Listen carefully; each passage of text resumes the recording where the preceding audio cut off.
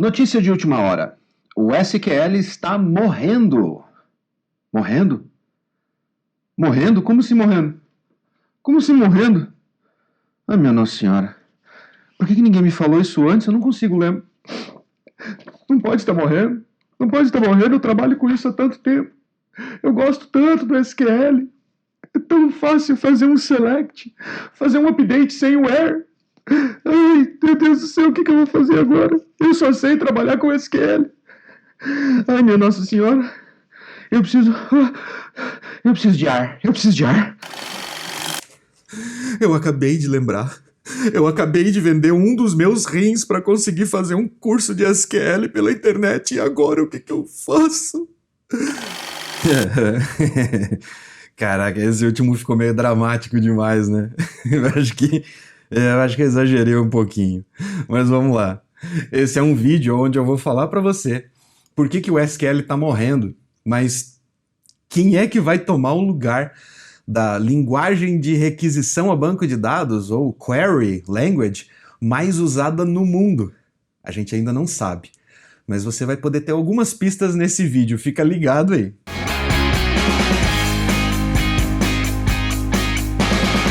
O que está acontecendo com o SQL não é de agora, tá? É uma coisa que vem acontecendo durante muitos anos, ou nas últimas décadas, basicamente. Porque as tecnologias se substituem, ou elas evoluem até o ponto em que elas não conseguem mais, e em determinado momento elas são substituídas por outras tecnologias mais modernas, ou tecnologias que atendem demandas mais modernas do mercado. E o SQL está mais ou menos nessa vibe, mas para você entender exatamente a história do SQL e poder imaginar aonde ela vai acabar, eu preciso contar um pouquinho sobre como ela começou lá atrás. O SQL, que hoje é a linguagem de bancos de dados mais utilizadas no mundo, nasceu como um conceito, como qualquer outra linguagem ou qualquer outra tecnologia. E esse conceito foi sendo aplicado em sistemas que vinham com o objetivo de armazenar e servir como consulta para dados que precisavam ser armazenados. Ao longo do tempo, foram evoluindo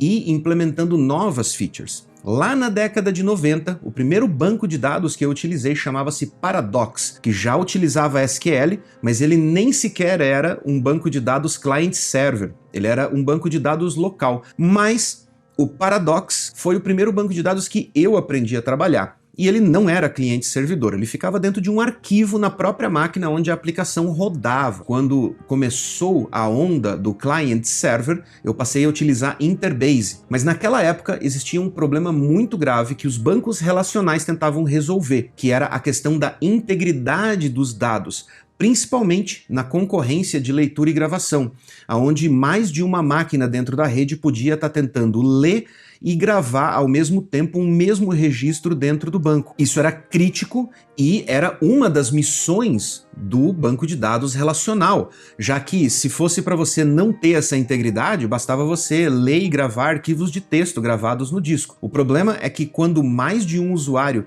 lia aquele arquivo, alterava ele e tentava gravar de volta, ao mesmo tempo em que outro usuário tentava fazer a mesma coisa, eles poderiam ter duas versões diferentes e uma delas com certeza ia sobrepor a outra, sem que eles ficassem sabendo que essa sobreposição existia. Porém, com essa verificação de integridade, os bancos relacionais começaram a se tornar cada vez mais engessados, mais amarrados, e eles começaram a criar todas essas travas e esses recursos para garantir a integridade dos dados. Essa integridade, que naquela época foi a salvação de muitos desenvolvedores e de muitos sistemas que precisavam dessa integridade, hoje está sendo o tendão de Aquiles dos bancos relacionais. Por quê? Porque para que você tenha esse alto nível de integridade na transação dos dados, você também precisa ter uma amarração ou um afunilamento das transações que entram no banco de dados. E esse afunilamento acaba causando um problema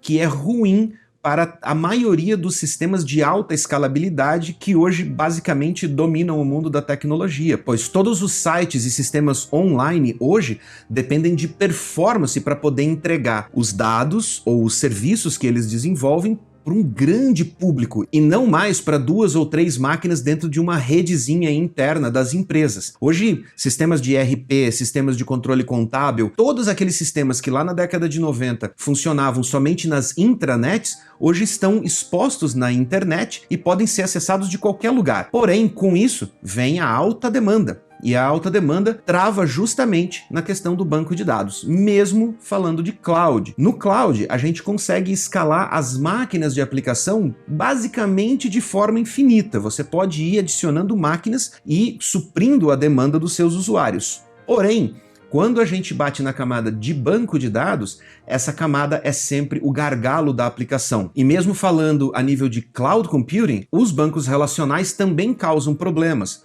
pois essa verificação de integridade e a maneira como a arquitetura da engine dos bancos relacionais foi desenvolvida, ela foi feita para garantir a integridade e não a escalabilidade. Então, se mais de uma máquina cliente tenta acessar os mesmos registros ao mesmo tempo, elas entram numa fila e cada uma delas é executada de uma vez só para que as outras que vêm na sequência saibam o que elas estão alterando e para que esses dados não sejam sobrepostos. Essa arquitetura acaba causando esse afunilamento e é o que está causando a morte do SQL. Pois é, o SQL vem se tornando cada vez menos uma alternativa viável para sistemas de alta escalabilidade. E qualquer um que vai montar uma startup hoje em dia, ou vai criar um sistema, ou vai criar uma plataforma, quer escalar, quer expandir para o país inteiro ou para o mundo inteiro para que a plataforma dele seja utilizada e, claro, dê retorno. Com o SQL, isso acaba virando um gargalo e um empecilho. Mesmo que você escale verticalmente,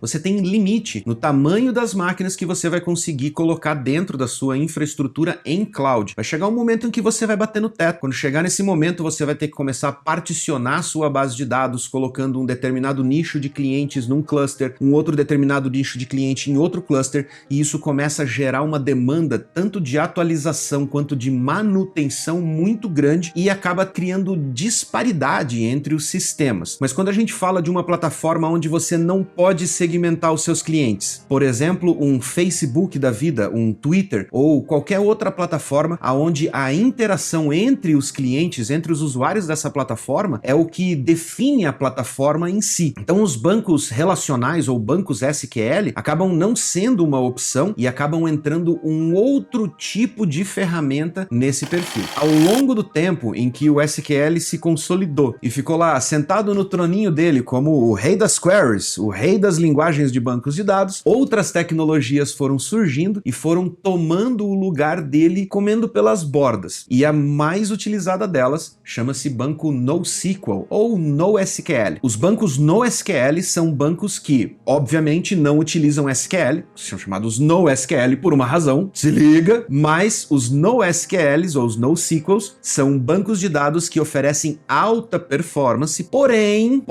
uma das grandes diferenças entre os bancos NoSQL e os bancos SQL ou SQLs é que os bancos SQL ou os bancos relacionais oferecem a integridade referencial, por isso eles são chamados de bancos relacionais. Quando você tem duas tabelas e você precisa criar uma referência de dados entre essas duas tabelas, você cria uma forward key ou chave estrangeira que linka esses dados ou linka esses registros entre duas tabelas. Essas forward keys também podem ser definidas por constraints, ou seja, mecanismos de travamento ou de verificação de integridade entre esses dados. Essas constraints não garantem só a integridade das informações quando elas são gravadas, mas sim quando elas são manipuladas. A partir do momento que você tem uma ligação, você pode definir como essa ligação deve se comportar. E caso você precise que os registros ou a integridade entre esses registros seja mantida, você pode impedir, por exemplo, que um registro pai seja deletado caso ele tenha registros filhos em outras tabelas. Ou você pode definir que quando esse registro pai for deletado, o sistema deve cascatear a deleção, ou seja, deve automaticamente remover todas as dependências filhas desse registro principal. Essa verificação de integridade, ela é retida e gerida pelo próprio banco de dados. Por isso, o banco de dados relacional, ou os bancos que utilizam SQL, tem esta forte relação entre as entidades ou entre os registros de cada entidade que ele tem dentro dele. Por outro lado, justamente essa questão da verificação da integridade é o que causa os gargalos no SQL, e é o que não existe nos bancos NoSQL, que conseguem executar queries tanto de leitura quanto de gravação numa velocidade muito maior do que um banco SQL, e com uma vantagem: o banco NoSQL ele pode ser escalado horizontalmente, tendo várias máquinas masters, ou seja, várias máquinas deste mesmo cluster podem aceitar gravações simultaneamente sem gerar conflito de registros. É o caso do Cassandra, por exemplo, e o caso de vários outros sistemas de bancos de dados NoSQL que estão no mercado, que tem essa capacidade de conseguir trabalhar com um cluster ou com uma replicação que nós chamamos de master-master. Quando você tem uma read réplica num banco relacional, essa réplica só pode ler, ela é uma read réplica. Quando você tem um banco NoSQL, você consegue ter várias masters, ou seja, várias máquinas que permitem gravar os dados, sem gerar conflito, ou em alguns casos, diminuindo drasticamente a possibilidade de conflito. Se você quiser saber um pouquinho mais sobre banco NoSQL, eu fiz um vídeo há algum tempo atrás aqui, e você pode ver, eu vou deixar o linkzinho aqui no card, vou deixar o link na descrição também. Lá eu falo especificamente sobre bancos NoSQL. E também tem um outro vídeo nosso falando sobre os bancos SQL. Então, se você quer dar uma olhadinha lá, eu vou deixar também link na descrição, e vou também deixar um outro link na descrição levando você para o nosso vídeo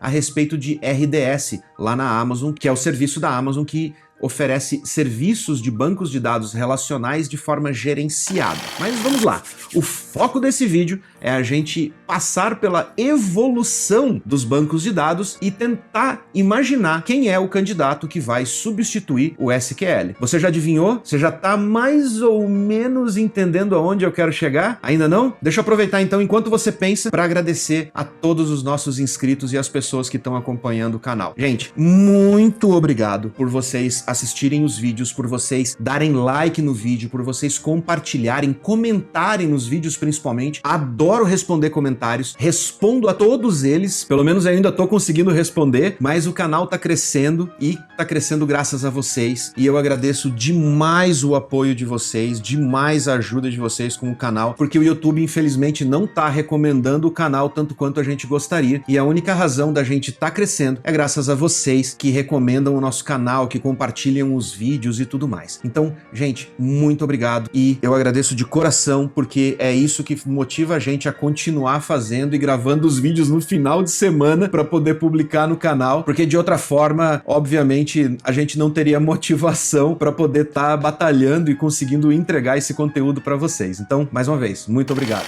Voltando, vamos lá. Saímos do SQL, banco relacional, eles tinham uma missão, eles cumpriram muito bem a missão deles, porém, para se manter na missão, eles também precisavam se manter limitados, porque as regras do banco relacional não podem ser alteradas simplesmente de uma hora para outra. Seria como o que aconteceu com o nosso amigo Angular, que na versão 1 tinha uma sintaxe, uma estrutura, uma linguagem para você poder trabalhar nele, e de repente, quando foi para a versão 2, tudo mudou e a comunidade inteira ficou altamente frustrada com o Angular, porque as aplicações antigas não podiam ser simplesmente atualizadas, elas precisavam ser migradas, redesenvolvidas no novo formato do Angular, e isso gerou uma certa frustração na comunidade. Porém, o SQL é um caso mais grave ainda, porque o SQL é um conceito. Mesmo você considerando que seja só um framework, você já gera frustração. Agora, você quebrar um conceito inteiro, que é o conceito de banco relacional, para você poder se atualizar e atender a uma demanda nova de mercado, é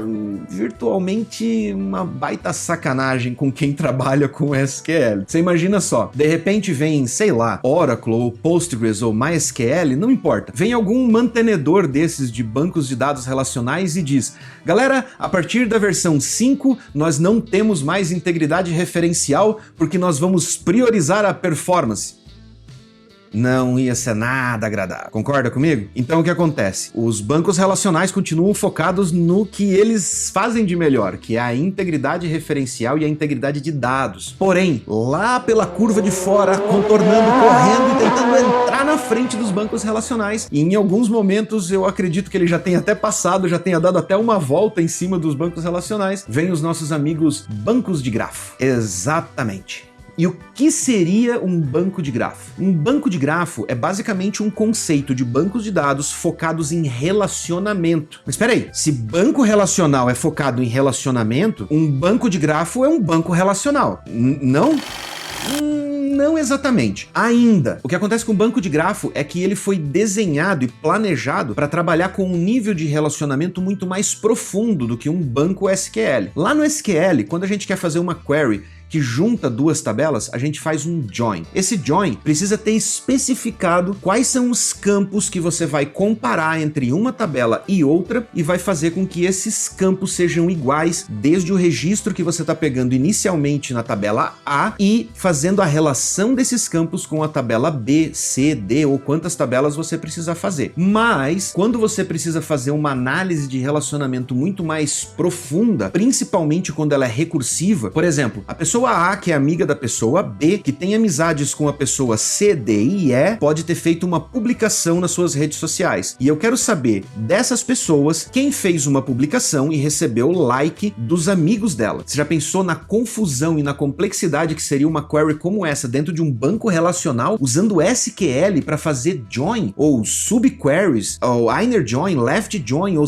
ia virar um inferno. E, para piorar, e se não tivesse limite para a quantidade de saltos que você deveria dar nesses relacionamentos recursivos, por exemplo? Quantas vezes você poderia saltar para dentro desses relacionamentos dos amigos dos amigos dos amigos e verificar quais posts receberam like das pessoas que estão no círculo de amizade daquela pessoa que fez o post? Tá dando nó na sua cabeça? Pois é, na minha também. E seria impossível fazer isso num banco SQL, num banco relacional que utiliza SQL como linguagem. E os bancos de grafo vieram para solucionar esse problema. Isso não é só um problema de redes sociais. Os bancos de grafo vieram para resolver problemas muito mais complexos, como, por exemplo, análise antifraude, para poder analisar os vínculos de relacionamento entre uma pessoa e o uso do cartão de crédito dela em vários estabelecimentos diferentes, para analisar o tipo de produto que ela consome, para saber se numa determinada compra, aquele cartão não foi utilizado por um terceiro para cometer uma fraude ou se o número do cartão foi roubado, coisas desse tipo. Os bancos de grafo vão muito além da simples análise ou simples ligação entre pessoas dentro de uma rede social. Ele pode relacionar qualquer tipo de dado, qualquer tipo de relacionamento entre entidades diferentes, entre uma pessoa e um cartão de crédito,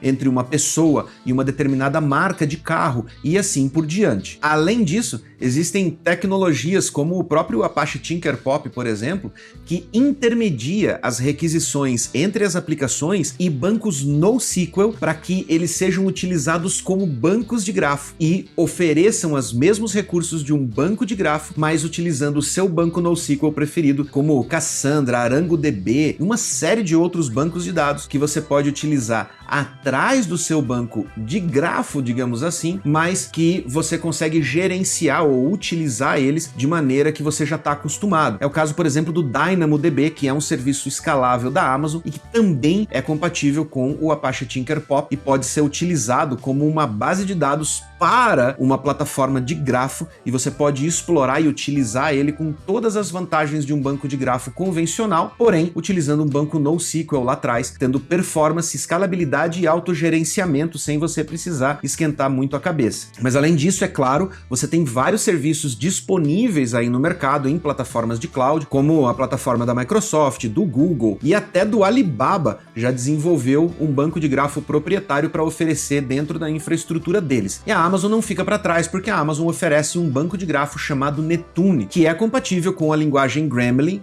do Apache Tinkerpop e que permite você fazer essas interações em formato grafo, porém persistindo os dados no S3, oferecendo persistência múltipla de informações, redundância, autoescalabilidade e uma série de outros recursos que são extremamente importantes quando você está trabalhando com aplicações que precisam de escalabilidade ou que vão precisar de escalabilidade no futuro. E no próximo vídeo eu vou mostrar para vocês como eu desenvolvi um connector para fazer a integração entre um ORM de um framework padrão e a sintaxe da linguagem do Gremlin, que é a linguagem de banco de grafo do Apache Tinkerpop. E também nesse vídeo do connector eu vou dar dicas para vocês super importantes de como vocês podem se motivar a aprender mais desenvolvendo código para a comunidade open source. Então fica ligado, se inscreve, deixa o like, deixa o comentário, ajuda o canal compartilhando esse vídeo com seus amigos e fica ligado no próximo vídeo, porque vai ser muito legal a gente falar sobre o connector e sobre o Gremlin, especialmente para quem está ainda meio travado com relação a projetos paralelos. Ok? Fica ligado aí. Vou deixar 2 videozinhos aqui para vocês